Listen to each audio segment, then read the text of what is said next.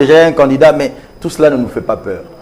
Le chef de l'État a suffisamment prouvé à la population congolaise qu'il est l'homme qu'il faut, à la place qu'il faut, à qui on doit donner un second mandat.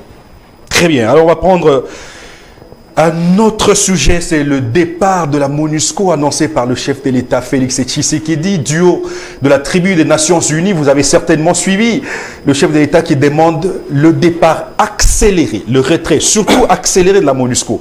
Mais on a comme l'impression que on veut se débarrasser d'un témoin gênant au processus électoral. Est-ce que vous n'avez pas cette impression, vous? Je n'ai nullement cette impression parce que depuis plus de 25 ans, quel est le bilan qu'a la MONUSCO dans notre pays? La MONUSCO était venue pour faire stopper les affres de guerre, les massacres de nos populations à l'Est. Mais plus de 25 ans plus tard, plus de 25 ans passés, on doit se rendre à l'évidence que la MONUSCO a échoué. Mais ce n'est pas nous-mêmes qui l'attestons.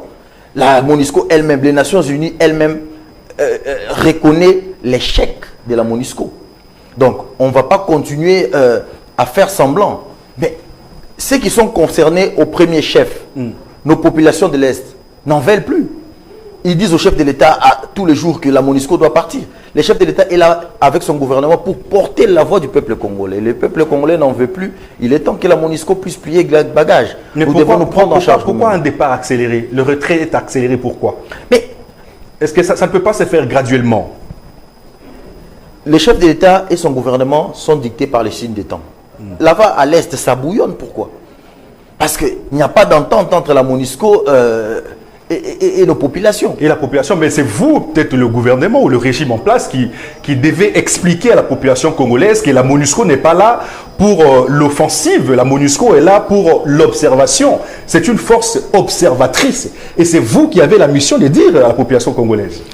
Je ne partage pas votre point de vue parce que la MONUSCO a aussi la mission de sécuriser les populations.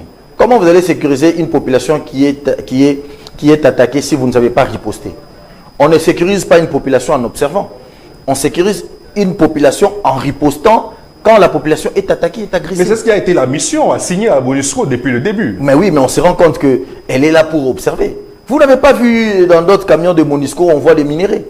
Ces gens-là, on a l'impression qu'ils sont là au Congo pour les beaux yeux, pour le Congo qui est un peu comme cette femme, cette belle femme que tout le monde envie, ses richesses, mais en réalité, ce n'est pas pour la population congolaise. Plus de 10 millions de morts. Vous voulez qu'on passe à 20 millions pour qu'on puisse comprendre que non, la MONUSCO a échoué? Non, la MONUSCO doit partir. Il est temps que nous-mêmes nous puissions nous prendre en charge en collaboration avec les relations multilatérales et bilatérales de ceux qui veulent être avec nous. Vous avez